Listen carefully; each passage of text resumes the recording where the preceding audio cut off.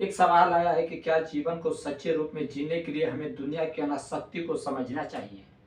देखिए, आप जितने समझने की कोशिश करेंगे, आप उतने उलझते जाएँगे, उलझते जाएँगे, उलझते जाएँगे। जैसे मकड़ी क्या करती है, खुद से अपने जाल की रचना करती है, उसी में विचरण करती है और फिर उसी में निकल जाती है, उसी में मर जाती है। इससे क्या फ़ायदे? अब जितना वेद पुराण की बातों में उलझेंगे, उलझते चले जाएँगे, उलझते चले जाएँगे और अंत परिणाम पता है क्या होगा? कि आप नास्तिक हो जाएँगे। मेरे साथ हुआ, मैं बहुत बड़ा नास्तिक हुआ, मुझे लोग नास्तिक कहने लगे। बच्चा-बच्चा जानता था कि अरे! ये तो नास्तिक है, ये तो नास्तिक है। मैं खुद नास्तिक मानता था, आखिर में मुझे प्रमाण नहीं मिलते थे, मैं कैसे मानूँ ईश्वर को? लेकिन अंत में मुझे एक बात समझ आया कि नहीं, नास्तिक होने से कुछ मतलब नहीं है। नास्तिक-आस्तिक क्या होता है? शिव ही सत्य, चाहे आप अल्लाह मान लीजिए, राम मान लीजिए, कृष्ण मान लीजिए, समर्पित भाव त्याग दीजिए। आप बस मैं समर्पित हूँ उनके कदमों में, इतना बस मान लीजिए, आप मुक्त हो गए जीवन से। आपको कुछ नहीं चाहिए। जितने वेद पुराण पढ़ेंगे ना, वो और आपके मन में विचार पैदा करेंगे, विचार के ऊपर विचार, विचार के ऊपर विचार और अंत में कुछ हाथ लगेगा नहीं, हाथ खाली रहेगा। तो उससे बेहतर है कि जब तक हमारे पास बुद्धि है, अगर जरा भी बुद्धि है तो हम जिस ईश्वर को भी मानते हैं, जिस रूप में मानते हैं, दुनिया के सारे नाम उसी ईश्वर के हैं, सबके मालिक एक हैं। ये साईं बाबा अच्छी बात कहे हैं, उस बात में सच्चाई है। हम बस उनके कदमों में समर्पित हो जाए, बस हम जीवन से मुक्त हो जाएंगे और इससे आगे कुछ नहीं है। एक सवाल आया है कि आत्मा क्या है? वाह, ये जान लोगे तो बहुत बड़े तिस्मार खान हो जाएगा, बहुत बड़ा तीर मार दोगे कि आत्मा क्या है। आत्मा एक चेतना है और बताओ क्या कर दोगे? ये सब व्यर्थ की बातें हैं। लोगों को लग रहा है कि बहुत दार्शनिक सवाल है, बहुत गहरा सवाल है। ये सब व्यर्थ की बातें हैं। दुनिया में बहुत सारे लोग आए, इसके ऊपर शोध किए, कुछ हाथ नहीं लगा। हाथ तभी लगेगा जब आप शिव को सब मान लेंगे। अगर आप उनको गुरु मान लीजिए, ईश्वर नहीं माने तो गुरु मान लीजिए, उनके कदमों में समर्पित हो जाइए कि आप जो करेंगे सब सही। बाकी आगे कुछ है नहीं। आत्मा परमात्मा के जितनी आप सवाल पूछेंगे, आप उलझते जाएंगे। अब बात यहीं पे खत्म नहीं हो जाएगी। एक सवाल के बाद एक सवाल, एक सवाल के बाद एक सवाल। अगर आप पूछेंगे कि परमात्मा है, तो मैं कह दूंगा कि हाँ परमात्मा है। तो फिर आप पूछेंगे कि फिर वो दुनिया किस लिए बना है? अब आप कहेंगे कि इसमें रहने के लिए। तो फिर बोलेंगे कि वो दुनिया ऐसा ही क्यों बना है, इतनी गरीबी क्यों है, कोई बच्चा भूख बिना मर रहा, कोई मुंह में सोने की चम्मच लेके पैदा हो रहा, और जब दुनिया नहीं बनाया था तो फिर क्या कर रहा था? 76 सवाल ऐसे पूछेंगे कि एकदम से दुनिया बना दिया, क्या हुआ? भांग पी गया था, भांग पी गया तो फिर भांग कहाँ से आई? ऐसे सवालों को कुछ उत्तर नहीं निकलेगा। एक बात मैं कहूँगा कि शिव ही सत्य है, शिव ही सनातन। आप उन्हें जिस रूप में पूजिए, बस एक बार उन्हें मान लीजिए, आपके जीवन धन्य हो जाएगी। जितने भी संकट है आपके जीवन में, जितने सवाल जवाब है, सब निरर्थक है, कुछ भी काम नहीं आएगी। काम आएंगे तो सिर्फ और सिर्फ शिव, वही आपको इस जीवन से पार लगा सकते हैं, वही आपको मुक्ति दिला सकते हैं। उनके आगे कुछ है नहीं। तीनों लोक में कहीं कुछ नहीं। एक शायरी है ना कि खुल गया है नेत्र तीसरा शिव शंभु त्रिकाल का, इस कलयुग में वही बचेगा जो भक्त हो महाकाल का। तो बस आप इतना से समझ लीजिए। एक सवाल आया है कि पुनर्जन्म और कर्म का क्या सिद्धांत है? हद हो गई। इस जीवन को हमें जीना है और हम सवाल पूछ रहे हैं पुनर्जन्म की। क्या उखाड़ लेंगे हम उसे? हम जान लिए कि पुनर्जन्म की है, ठीक है, आपका पुनर्जन्म होगा। क्या उखाड़ लिए? नहीं होगा। इससे भी क्या उखाड़ लेंगे? हमें इस जीवन में जीना है। पुनर्जन्म की हम बात करने लगे, हाँ कर्म का सिद्धांत अच्छी बात है कि हमें सही कर्म करना चाहिए। भगवान हमारा मूल्यांकन हमारे कर्मों से करेगा, ना कि इससे करेगा कि हम कितना समय बैठ के उनका पूजा पाठ किए, कितना समय ध्यान कर किए हैं, उससे नहीं होगा। हाँ ये हो जरूर होगा कि अगर आप ध्यान करेंगे तो आपको आत्मज्ञान हो जाएगा। आत्मज्ञान ही है। आत्मज्ञान जिस दिन आपको हो गया, बस जीवन में उससे आगे कुछ जानना नहीं है। और आत्मज्ञान में जानना यही है कि आप कुछ नहीं जानते, लास्ट यही जानना है और इससे आगे कुछ नहीं जानना। आप जान के बहुत बड़े तीर नहीं मार देंगे कि अरे मैं वो जान गया, वो जान गया, जान नहीं पाएंगे। जैसे आप इमेजिन करिए कि आप सुबह सुबह सो के उठे, सावन का मौसम है, सुबह सुबह तो मस्त चंगे भले सो के उठे, ठंडी ठंडी हवा आपके चेहरे पे आ रही है, सूरज का धूप हल्का हल्का पड़ रहा हो और आप उसका तस्वीर ले लेंगे और उस समय जो आप फीलिंग करेंगे तो उसकी क्या होगी? जो प्रतिबिंब आप उसका फोटो खींचेंगे, वो सिर्फ उसका एक प्रतिबिंब होगा, एक साया होगा, एक नकल होगी, उसमें फीलिंग नहीं होगा। वही शास्त्र है, वेद पुराण है। वेद पुराण में अगर आप उलझेंगे, बातों में उलझेंगे, शास्त्रों में उलझेंगे तो उलझते रहेंगे, उसमें वो फीलिंग नहीं मिलेगी। सत्य मिलेगा आपके भीतर, आपके भीतर सत्य है। लेकिन लोग समझते नहीं, कोई चिमटा लेकर घूम रहा, कोई जटाधारी बना लिया है। हाँ ठीक है, करो, अपनी अपनी रुचि की बात है। बाकी शिव ऐसा नहीं कहते, शिव थोड़ा भंगी है, वो तो भोले हैं। उनको अगर प्यार से मांस भी चढ़ा दोगे तो भी वो खा लेंगे। एक था उनका भक्त, माता पार्वती जी से, सती से, जब माता पार्वती जी से उनका पहला जन्म था एक सती, तो सती जी से शर्त लगा उसका भक्त का, वो कहा कि मैं महादेव जी को मांस चढ़ाऊंगा तो खा लेंगे। सती बोली को खा ही नहीं सकते, महादेव जी वो मांस खाएंगे? लेकिन उसने कहा कि खाएंगे, और माता सती के सामने उसने मांस चढ़ाया और महादेव जी स्वीकार कर लिए। महादेव जी तो अड़भंगी है, महादेव जी की बात ही अलग है। महादेव जी हैं, वो सबको सब स्वीकार है। आप नहाए हैं नहीं नहाए हैं उससे कोई मतलब नहीं, लूल्हे है लकड़े उनसे कोई मतलब नहीं, आप अमीर है गरीब है उनको उससे कोई मतलब नहीं। उनके आगे समर्पण भाव होना चाहिए। ये नहीं कि आपके दिमाग में 76 सवाल है, संदेह चल रहा, तो फिर कुछ लाभ नहीं होगा। समग्र भाव त्याग दीजिए कि जो है अब आप ही हैं। एक सवाल आया है कि क्या आत्मज्ञान प्राप्त करना संभव है? बिल्कुल संभव है, आत्मज्ञान प्राप्त करना संभव है, लेकिन आपके अंदर समर्पण का भाव तो हो। पहले आप कुछ ठानिए, तो कुछ ठानते तो हमें बस सवाल पूछ लिया आत्मज्ञान पाना संभव है, मैं बता दिया हाँ संभव है, बस बात खत्म हो गई। अब आप सुन लिए ना, आप बहुत बड़ा तीर मार दोगे, आपको कुछ नहीं उखड़ेगा उससे। जानने से कुछ नहीं होगा, जानकारियां तो खूब है आपके पास दुनिया भर की, क्या उखाड़ दिया आज तक? करने से होगा। आत्मज्ञान के लिए ध्यान करिए। ध्यान करने का मतलब है रीढ़ की हड्डी बिल्कुल सीधी रखिए और बिल्कुल जो श्वास भीतर जा रही है और बाहर जा रही है दोनों के मध्य ठहरने के प्रयास करिए। हो सकता है 1 दिन में ना हो, 2 दिन में ना हो, 6 साल में ना हो, 10 साल में ना हो, 20 साल में होगा, 50 साल में होगा। बुद्ध भगवान को 6 साल लगे, जैनों के तीर्थंकर हुए महावीर, वर्धमान महावीर, उन्हें 14 साल लगा। तो ये अपनी अपनी पात्रता पे निर्भर है कि आपको कितना समय लगेगा। आपको 10 साल में हो सकता है, 20 साल भी लग सकता है, या 2 दिन में भी हो सकता है, वो तो पात्रता पे निर्भर करता है। एक सवाल है कि ईश्वर का अस्तित्व कैसे सिद्ध किया जा सकता है? ये सवाल का जवाब आप बताइए, आप कैसे देंगे? आप दे सकते हैं इस सवाल का जवाब, ईश्वर का अस्तित्व कैसे सिद्ध किया जा सकता है? ये कैसे सिद्ध होगा? अगर सिद्ध किए की कोई उपाय होती तो अब तक हो गए होते। अब ईश्वर को सिद्ध करने की प्रमाण की जरूरत क्या है? हर जगह वही तो है। सूरज निकल रहा है उसमें आपको ईश्वर नहीं दिख रहा, चिड़िया चलचला रही है उसमें ईश्वर नहीं दिख रहा। वो कौन बनाए? वो बोलने वाला। आप मिट्टी का पुतला बनाइए, उसमें डालिए, उसमें जान हम देख रहे हैं, आप जान डाल दे रहे हैं। ईश्वर का प्रमाण मिल जा रहा है कि इंसान मर रहा, जिंदा हो जा रहा, पैदा होते हैं इंसान नया, फिर मर जा रहा है, डेली उम्र बढ़ रहा। ये कैसे हो रहा? ये कौन कर रहा? एक ऊर्जा तो है, वही ऊर्जा ईश्वर है, शिव है, लेकिन लोगों को ये बात समझ नहीं आ रहा। एक सवाल आया है कि क्या सभी धर्मों के ईश्वर एक ही है? देखिए, सभी धर्मों की नहीं, पूरे तीनों लोक के, पूरे ब्रह्मांड के ईश्वर एक है, लेकिन लोगों रूप अलग अलग बना लिए हैं। बाकी इसमें कोई भेद नहीं है, सब एक ही है। 2 ईश्वर नहीं हो सकते, ईश्वर एक हैं और उन्हीं को हमें मानना है। हम शिव के रूप में मान रहे हैं, आप राम के रूप में मान लीजिए, आप अल्लाह के रूप में मान लीजिए, आप बौद्ध के रूप में मान लीजिए, आप भीमराव अम्बेडकर के रूप में मान लीजिए, आप जेजस के रूप में मान लीजिए, महावीर के रूप में मान लीजिए। उससे क्या फर्क पड़ने वाला है? दुनिया के सारे नाम उन्हीं के हैं, जितने भी आकार है, जितने भी रूप है, सब उन्हीं के हैं। वो निराकार है, निराकार से कोई भी आप रूप बना सकते हैं। जिस मिट्टी का कोई आकार नहीं है, ऐसे मिल गया गूथा गाथा, आप उसमें से कोई भी आकार निकाल सकते हैं। वही ईश्वर है। ईश्वर हर रूप में है। मैं भी ईश्वर हूँ, आप भी ईश्वर हैं। इस संसार में ऐसा कुछ है जो ईश्वर नहीं है, लेकिन लोग समझ नहीं गए। इसीलिए मैं कह रहा हूँ कि शिव के ऊपर छोड़ दीजिए सब कुछ, कह दीजिए कि आज से आप हमारे और हम आपके, बस इससे आगे कुछ नहीं। एक सवाल आया है कि क्या ईश्वर केवल मानव के लिए है या फिर पूरे ब्रह्मांड के लिए? हद हो गई, मतलब कि इतनी बुद्धि तो सबको होती है कि ईश्वर सिर्फ हमारे लिए है, इंसान के लिए है, या सभी जीवों के लिए, या सभी ब्रह्मांड के लिए।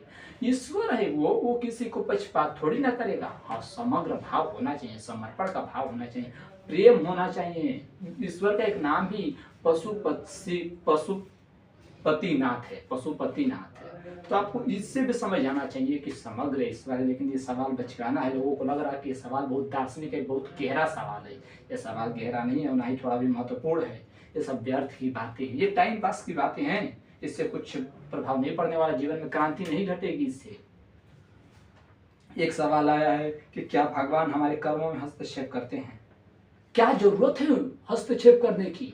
हम ईश्वर से की कृपा से हम सब कुछ कर रहे हैं, हमारे अंदर तो कुछ साहस है, नहीं कर सकते हैं, लेकिन क्षण क्षण वो आपको नहीं करते हैं। वो आपको छोड़ दिए हैं, स्वतंत्र बनाए हैं। वो कठपुतली नहीं बनाए हैं कि आपको ऊपर इशारा से अपने नचा रहे हैं। अगर कठपुतली बनाए हैं तो फिर वो ईश्वर हुए, वो शैतान हो जाएंगे। कठपुतली हमें नहीं बना के भेजे, वो समग्र भाव में भेजे, बिल्कुल स्वतंत्र कर दिए कि जा जी ले अपनी जिंदगी। वो कहते हैं ना डायलॉग कि जा सिमरन जा जी ले अपनी जिंदगी। तो भी इसी तरह हमें बनाए हैं कि जा मनुष्य ही क्यों, सिर्फ सभी जीवों को जा जी ले अपनी जिंदगी।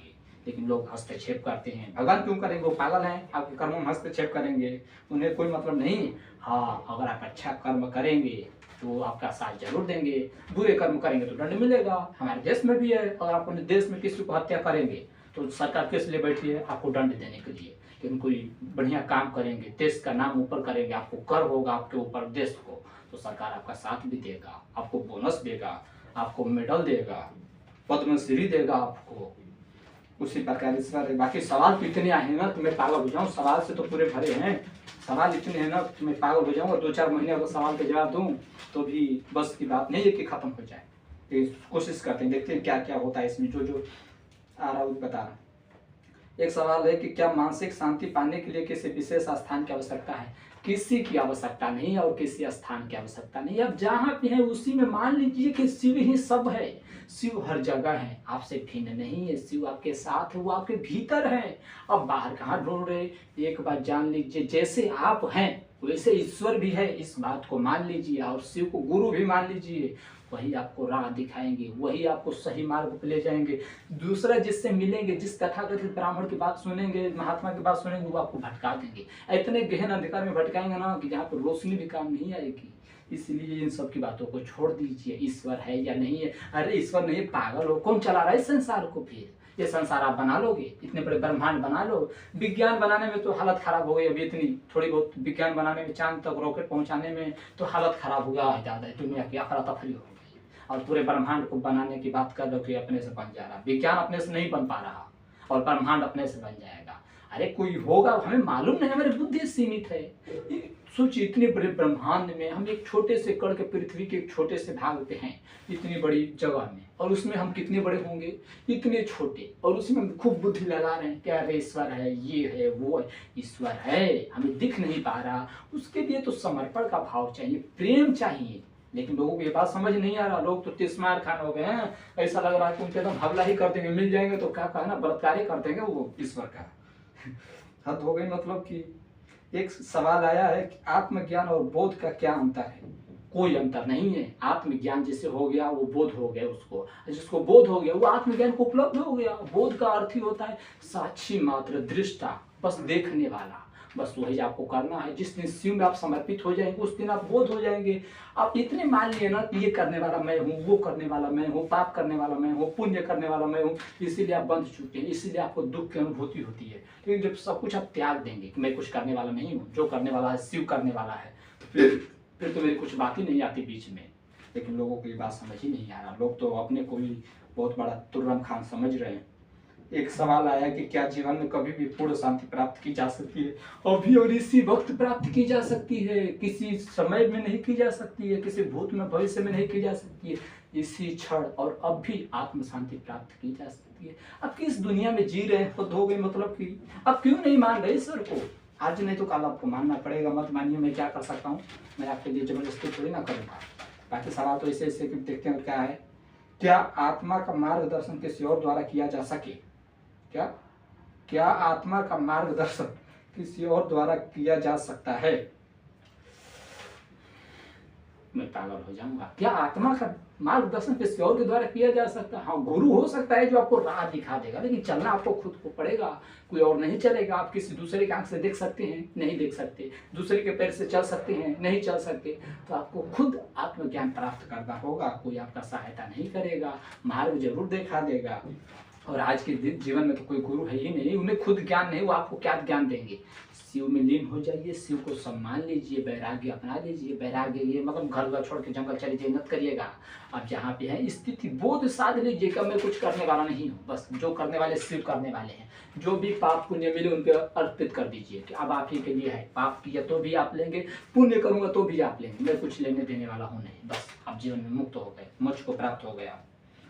क्या चुप्पी भी एक रूप की साधना हो सकती है? चुप्पी ही साधना है, बाकी कोई साधना नहीं है। ईश्वर की भाषा बहुत सारे वेद पुराण में कही गई है कि ईश्वर ने रचा है। बेवकूफ, ईश्वर तुम्हारा हिंदी बोलता है, संस्कृत बोलता है, इतनी पृथ्वी पे आकर पूरे उनके भाषा ही जान गए, पूरा इतिहास ही जान गए ईश्वर के बारे में। वो क्या करता है, क्या खाता है, 56 भोग खाता है। तुम खाते हो तो वो भी जान गए कि वो भी 56 भोग खाता है। अगर थोड़ा इमेजिन करिए, अगर एक बंदर से कहा जाए कि तू अपने भगवान का तस्वीर बना, वो कैसा बनाएगा? बंदर जैसा ही बनाएगा। उसको इंसान से क्या मतलब? वो इंसान जैसा क्यों बनाएगा? घोड़े से कही जाए तो घोड़ा जैसा ही भगवान बनाएगा, इंसान जैसा क्यों बनाएगा? उसका भगवान उसी के जैसा बनाएगा, किसी दूसरे जैसा क्यों बनाएगा? इमेजिन करिए कहीं दूसरे प्लेनेट पे एलियन रहते हो वो एलियन बिल्कुल बंदर जैसे आदि मानव जैसे दिखते होंगे। उनसे पूछा जाए तुम्हारा ईश्वर कैसा है, तो हमारे जैसे बनाएगा? हमें तो पता ही नहीं, वो तो हमें कभी देखा भी नहीं, वो अपने जैसा ही ईश्वर बनाएगा। इसीलिए हमें छोड़ दीजिए, ईश्वर निराकार है, हमें पता नहीं। कोई भी एक रूप पकड़ लीजिए, शिवलिंग को पकड़ेंगे तो इससे बेहतर है। क्या है, शिवलिंग में कोई आकार नहीं है, वो ज्योति का, जैसे हमारे अंदर एक ज्योति जल रही है, आत्मा ज्योति में देखते हैं दीपक में, उसी प्रकार है वो शिवलिंग। बस आप जिस दिन मान दिए उस दिन मुक्त हो गए, जिस भी रूप में होगा वो आपको स्वीकार कर लेगा। लेकिन आप में इतना अहंकार है ना कि आपको मानने को स्वीकार नहीं है। अहंकार के लोग तो आप फुर्ती कर रहे हैं कि अगर आप उनके अल्लाह के नाम पे बोलेंगे ना तो वो बहुत खुश होंगे। हाँ, अल्लाह के नाम पे बोलना, उनको अल्लाह से कुछ लेना देना था है नहीं, उनको बस मतलब है कि अल्लाह का नाम आ गया ना, अल्लाह के बारे में अच्छा बात बोल दिया, मेरे अहंकार को तृप्ति मिल गई। मैंने सुना था कि एक बार मुल्ला नसरुद्दीन रास्ते से जा रहा था, तो एक आदमी ने उसको पीछे से धक्का दिया, वो तो चारों खाना चित्त बेंग जैसा पलट गया, तो उठा, बहुत गुस्से में। स्वाभाविक था, किसी को भी गुस्सा आएगा कि रोड पे जा रहा आपको कोई धक्का दे दे तो गुस्सा आ जाएगा, तो भी एकदम मस्त गुर्रा को उठा। और जब पीछे देखा तो अरे बाप रे, ये तो ग्रेट खली जैसा लंबा चौड़ा आदमी है। तो क्या कहा उसने कहा कि एक बात बताओ, तो मुझे धक्का दिए मजाक में किए या सीरियस में? उसने कहा कि मैं सीरियस में किया, मैं मजाक नहीं करता। मौलाना नसरुद्दीन ने कहा कि फिर तो ठीक किया, ऐसा मजाक मुझे पसंद भी नहीं। ये क्या है, अपने अहंकार को छिपाने का तरीका है। अब तो कुछ कर सकते नहीं, हाथ पैर बंध गया, तो अहंकार को छिपाने का तरीका है। इससे जीवन में कुछ हासिल नहीं होगा। छोड़ दीजिए अहंकार को, ईश्वर को सब मान लीजिए कि ईश्वर ये सब करने वाला है। हम कौन है करने वाले, हम क्यों करें? ईश्वर करने वाले है, वही सब कराएगा, पाप पुण्य वही भोगता रहेगा, हम मुझे नहीं भोगना। लेकिन आप समझ नहीं रहे। आप जीवन में एक सवाल आया है कि क्या जीवन के संघर्षों में कोई गहरा उद्देश्य छिपा होता है? गहरा उद्देश्य छिपा हो या ना हो, लेकिन आपको संघर्ष करनी पड़ेगी। जीने के लिए रोटी जरूरी है, कपड़ा जरूरी है, मकान जरूरी है, और इसके लिए आपको मेहनत करनी पड़ेगी। मेहनत का देखिए क्या होता है कि हम कैसे बंधे कैसे हैं, हम अपने कर्मों से कैसे बंध जाते हैं। जब हम कोई कार्य करते हैं तो क्या होता है, हम उसका आनंद नहीं लेते, हम उसको सीरियस मूड में करते हैं कि इसका परिणाम ये होना चाहिए, और वो नहीं आया तो हम दुखी हो जाएंगे। जो परिणाम है उस समय तो दुखी होंगे ही होंगे। जो कार्य कर रहे हैं पहले भी हम दुखी हैं, पहले से टेंशन लिए हुए हैं, अरे बाप रे पता नहीं इसका परिणाम क्या आएगा। लेकिन आप खेल समझ के अगर कोई कार्य करेंगे, लीला समझ के, तो आपके अंदर फिर कोई टेंशन की बातें नहीं होगी। जैसे आप खेल खेलते हैं तो आप परिणाम के नहीं सोचते, खेलते वक्त ही आपके अंदर आनंद होता है। बस वही तो जीवन में, खेलते वक्त ही आनंद लीजिए। मान लीजिए फुटबॉल का टीम है, 2 टीम खेलने वाले, और उन्हें कहा जाए कि खेलो मत, हम एक टॉस उड़ा दे रहे हैं, परिणाम जो आएगा हम उसको मान लेंगे। तो मान लीजिए एक कहा चीट और दूसरे ने कहा पट, और पट आ गया, एक तो टीम जीत गया, तो उसका कोई अर्थ निकला? कोई अर्थ नहीं निकला, क्योंकि कार्य हुआ नहीं। वहां पे जो कार्य की जा रही है उसी में मजा है। उसी प्रकार जीवन में जो संघर्ष है, संघर्ष में ही मजा है। जिसने पूरे जीवन भूख में रहा हो या पूरा दिन भूख में रहा हो, वही तृप्ति की हाल जान सकता है। जो कभी पानी के बिना प्यासा नहीं रहा, वो तृप्ति की हाल क्या जानेगा। इसी प्रकार जीवन में जब तक आप संघर्ष नहीं करेंगे तब तक आप जो शांति की अनुभूति है उसका आनंद नहीं ले पाएंगे। एक सवाल है कि क्या आत्मा का मार्गदर्शन कैसा, ये तो पहले ही हो चुका। एक सवाल है कि क्या सभी समस्याओं का हल ध्यान में छिपा होता है? हाँ, ये बहुत अच्छी बात है, ये बहुत गहरा सवाल है कि क्या सभी समस्याओं का हल ध्यान में छिपा होता है। बिल्कुल, इसीलिए तो हम उसे समाधि कहते हैं, क्योंकि वो समाधानों का समाधान है। क्योंकि समाधान कहीं बाहर से नहीं आते। सदगुरु आपके बातों का जवाब नहीं देता, वो आपके सवालों को तोड़ता है। आप कभी ध्यान नहीं दिए होंगे, आप किसी का को आगे से ध्यान दीजिए।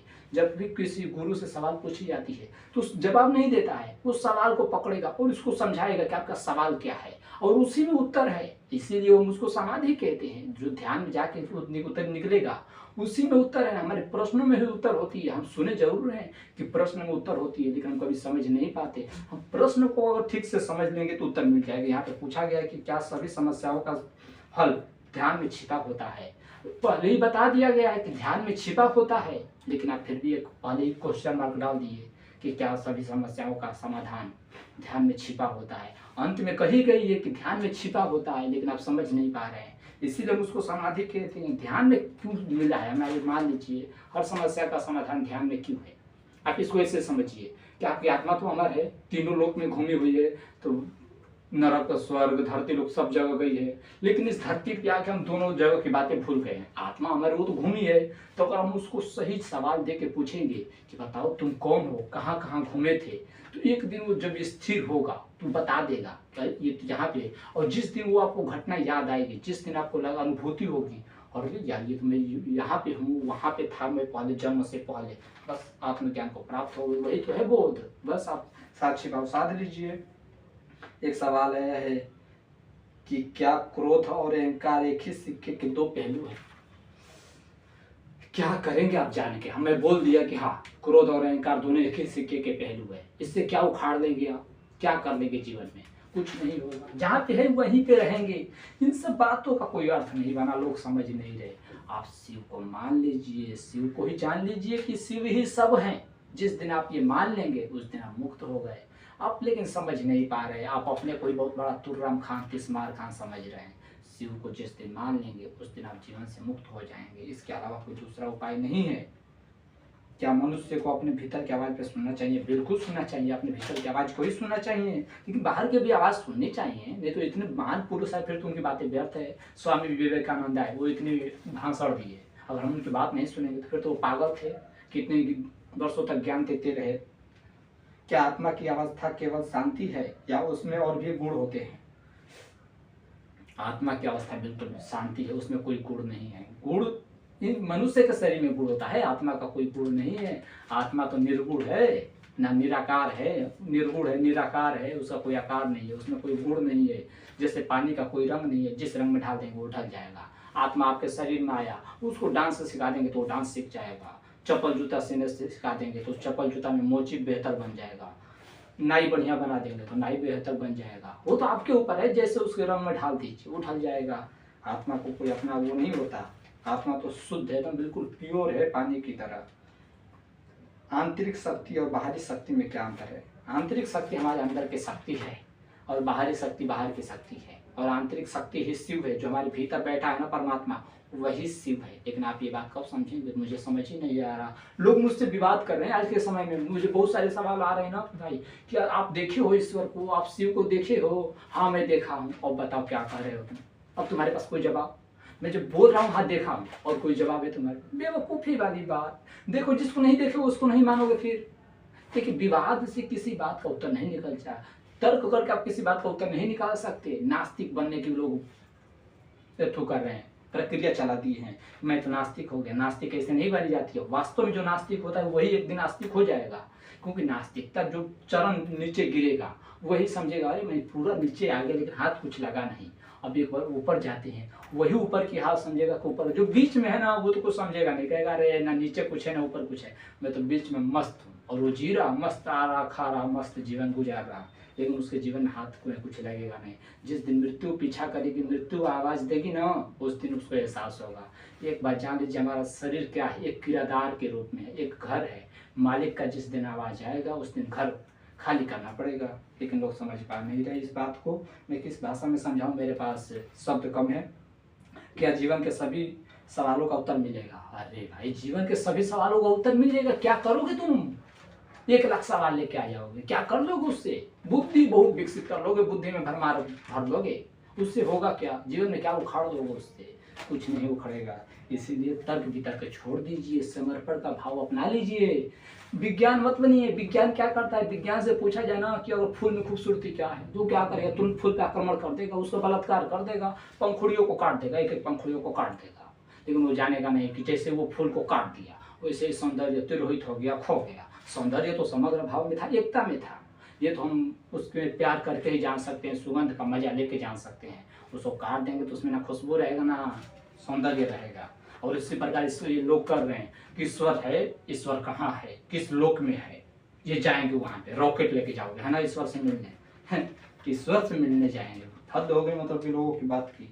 अरे शिव सब है, मैं कहता हूँ गुरु मान लीजिए आंख बंद करके। नहीं तो पूरी दुनिया ढूंढिए, कहीं आपको जवाब नहीं मिलेगा। किसी वेद पुराण में इसका जवाब नहीं है कि ईश्वर किस लोक में बैठा है, कहाँ पे बैठा है। सब अंदाज पे तीर लगाई गई है, क्योंकि इतने लोग सवाल पूछ रहे हैं। तो मान लीजिए एक सवाल पकड़ लिया कोई, सब एक ही सवाल पूछे जा रहा, कोई पूछे जा रहा, कोई मानने को तैयार नहीं है। तब उसके लिए क्या जरूरत है कि एक ऐसा जवाब बनाया जाए जिससे सारे लोग संतुष्ट हो जाए। और वही वेद पुराण में की गई है, बाइबल पुराण में की गई है कि एक जवाब ढूंढा जा रहा, जो आ रहा ना वो फिर नया जवाब ढूंढ रहा। कि लोग इतने जवाब पूछ रहे हैं, इतने सवाल लेके आए हैं, उन लोगों को तो जवाब चाहिए। बिना जवाब तो संतुष्ट हो नहीं रहे हैं। तो जो ऐसा जवाब आए कि लोगों के भेजा में घुसे ही ना, उनसे परे हो जाए, बस लोगों के अहंकार को तृप्ति मिल जाए। हाँ, मेरे सवालों का जवाब तो मिल गया और लोग खुश हो जाए, बस इसके आगे किसी के पास जवाब नहीं है। अगर सच्चा जवाब किसी के पास होता तो फिर दुनिया में इतनी विवाद नहीं होती, सब एक ही ईश्वर को मान लेते। लेकिन लोग अपने अपने ईश्वर बना बैठे हैं, उससे कोई भेद नहीं पड़ता। दुनिया के सारे ईश्वर एक ही हैं। अब जिस भी रूप में पूज लीजिए, ईश्वर का कोई रूप नहीं है, वो निराकार है। आप उसको शिवलिंग में पूज लीजिए, मूर्ति बना के पूज लीजिए, घर द्वार बना के पूज लीजिए, पत्थर के रूप में पूज लीजिए, उससे कोई भेद नहीं पड़ता। ईश्वर हर जगह है। आप बिना रूप के भी पूजेंगे तो ईश्वर है। आपको मंदिर फूल माला लेके जाने की जरूरत नहीं है। आप बस मन में साध लीजिए, जहाँ पे बैठे वहीं पे कहिए ओम नमः शिवाय, बस हो गया। मन शुद्ध, मन से हमारी होती है। कबीर जी कहे तो हैं कि मलमल धोए शरीर को, धोए ना मन का मेल, नहाए गंगा गोमती, रहे बैल के बैल।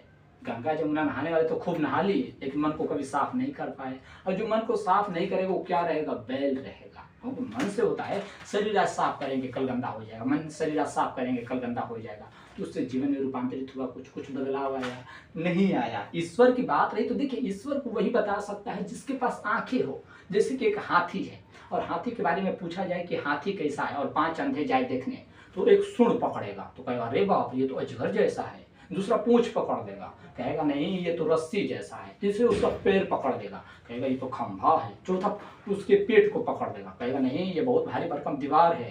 पांचवा उसके कान को पकड़ देगा, कान पतला हिलेगा, कहेगा अरे नहीं ये तो पंखा है। बाकी हाथी वैसा है नहीं। हाथी कैसा है ये तो वही बता सकता है जिसके पास आंख है, नेत्र वाला ही बता सकता है कि हाथी कैसा है। लेकिन किसी के पास आंख ही नहीं कि उस परमात्मा को देख सके। इसके बारे में एक बहुत ही मशहूर कहानी है कि एक बार सुकरात नदी के किनारे टहल रहा था, तो देखा कि एक पागल, अब एक पागल ही होगा, वो क्या कर रहा था कि नदी समंदर से सारा पानी निकाल के और एक खड्डा बना लिया था वहीं पे 5 से 6 फीट का, और उस चम्मच से निकाल सारा पानी इसमें डाल रहा था।